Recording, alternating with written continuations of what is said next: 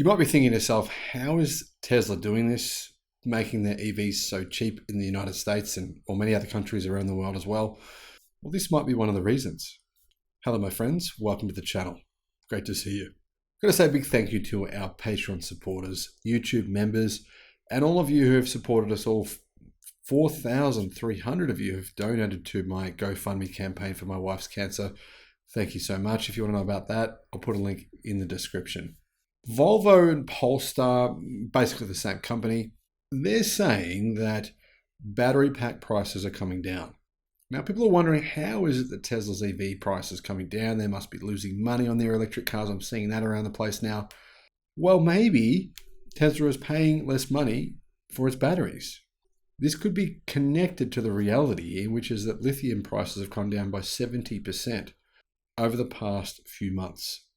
And Tesla is partly pricing that in. Now, keep in mind, the most expensive part in a car is the battery pack. And of course, Tesla doesn't just benefit from having lower prices with lithium. They could have lower prices with their suppliers for multiple other things as well. And the key point here I'm making is that the future of electric cars will continue to come down. Prices will continue to come down. And I've been saying that on the channel many times. I've been told thousands of times that I'm wrong, literally thousands of times. I'm not making this up, but they will be cheaper. There's a number of reasons. Sodium-ion batteries are one reason. The declining cost of lithium is another. Mass manufacturing is another. I could go on forever. But let's look at the details. Let's have a listen to what Volvo and Polestar have to say. Rising costs of the precious materials used in electric car battery packs sent prices increasing over the past 18 months. But after a decade of declining prices in EVs, but then an increase last year, executives say the increases in car batteries are over. EV prices will continue to come down, and by 2026 in the West, electric cars will be on par, if not cheaper, than gasoline-powered vehicles. Internal combustion engine vehicles are on their last legs, my friends. That is just the truth here. The boss of Volvo's electric car offshoot Polestar says the price of precious materials used in electric vehicle battery packs have come down. They've fallen sharply for the first time in more than a decade. We are seeing the first sign of raw material prices dropping, said Thomas Ingenlath, Polestar CEO. Analysis by news agency Bloomberg found battery prices increased on average by 7% in 2022 to $151 per kilowatt hour, after dropping from more than US $1,000 per kilowatt hour in 2010 to US $141 per kilowatt hour in 2021. Now, it's predicted by experts that the price will come down to below $100 per kilowatt hour within the next 24 months. That is a big change, a big reduction in price to the most expensive part of an electric car.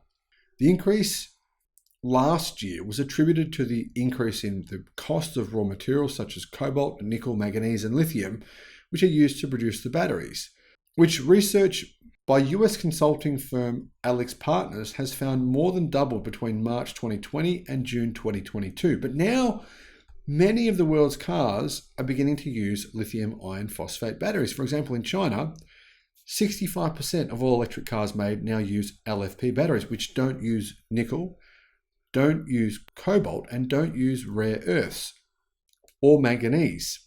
It's a very classic market function where you have the equation of demand and supply, and the second the demand exceeds supply, you see prices increasing in a very natural way, said the CEO. Now, Toyota would have you believe that there's simply never going to be enough lithium, never, and realistically, battery prices therefore will continue to go up. So therefore, if Toyota was correct about this, if supply and demand was what dictated prices, why is it that lithium prices have come down by 70% this year, but more EVs were sold in the first 3 months of this year versus the first 3 months of last year? That should be a mathematical impossibility. This will balance it out again, said Volvo CEO, because let's face it, when electric cars become too expensive, then demand will just simply go down. But that won't happen. The executive told media there was a peak in prices that we saw by the end of last year, and we see that this is getting more in the right direction again, which means down. The Bloomberg analysis forecasted that lithium-ion battery prices will remain relatively high this year before beginning to decline in 2024 as raw materials become more widely available and in turn cheaper, as well as new battery pack technologies have an impact. Now, this Bloomberg analysis is clueless because according to experts who actually work in China, in the car factories and in electric battery factories, well, prices have already come down significantly this year. That's both pack and sell prices. Mr. Ingenlath claims that Polestar vehicles priced from 70,000 to 150,000 Australian dollars, so around about 50,000 US to 100,000 US, drive away across its first 3 electric vehicle models, are approaching the prices of what the company deems to be its petrol-powered competitors. However, he said the price parity between petrol and electric cars among mass-market family cars and SUVs remains some time away.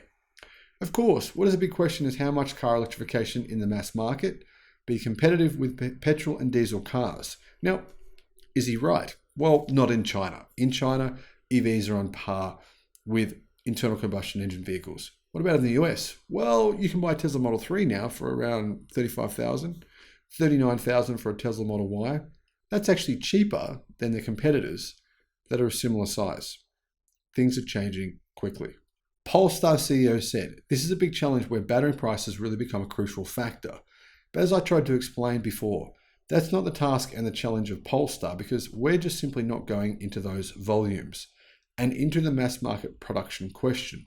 So the reality is that it's big companies selling millions of EVs that help to dictate and determine the prices."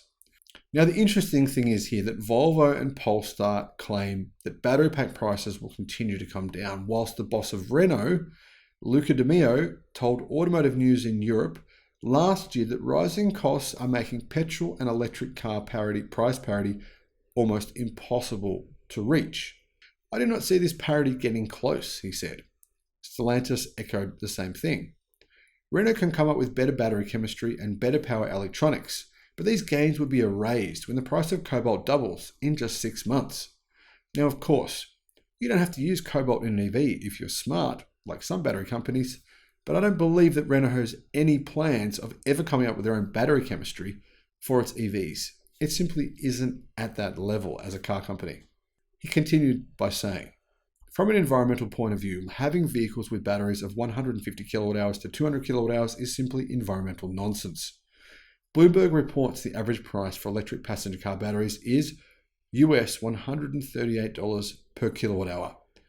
And in some vehicles in China, it's getting below $130 per kilowatt hour. Now, the reality is that it depends on the battery chemistry. In fact, many people have claimed that CATL and BYD's lithium iron phosphate batteries cost less than $100 per kilowatt hour. So it really depends on which battery chemistry you're using. However, it's important to note that the most popular electric car in the world, the Tesla Model Y, predominantly uses lithium iron phosphate batteries. That is the standard range variant. More than 60% of Model Y sales use that battery chemistry, and it will very likely be the best-selling car in the world this year based on data from the first 3 months' sales. Now, automakers all around the world could have been using lithium iron phosphate battery chemistry for the last 3 or 4 years if they had chosen to. Instead, they did not. Tesla did, and we see how that all turned out. Let me know your thoughts in the comments, and thank you for watching. Bye-bye.